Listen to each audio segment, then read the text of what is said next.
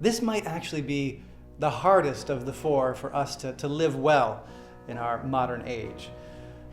The way our society goes, we tend to prefer to just keep on working. We get tired and we need some rest, we just take a high-octane energy drink and keep plugging away. And even when we do take the time to rest, sometimes we choose activities that really don't refresh us. They aren't recreation, they don't recreate us. We end up more exhausted after resting than we were before. We've kind of lost the rhythm of rest and work that's supposed to be a natural rhythm, one of the things that gives rhythm to our lives as human beings. Here's how the Catechism deals with this issue. God's action is the model for human action.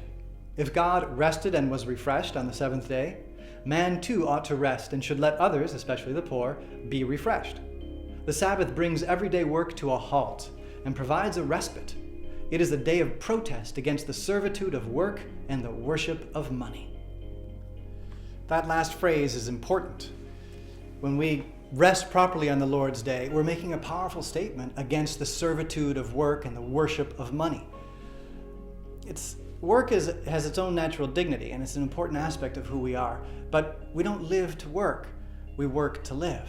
It's important to remember that. It's easy for us to forget that. We can get caught up in the rat race. We can get caught up in the secular culture thinking that, well, if I just work a little harder, I can make a little heaven on earth for me and my family. And I lose sight of the bigger picture. I lose sight of the fact that we're called to an eternal rest in heaven. That's the only definitive rest. And we're passing through here on earth.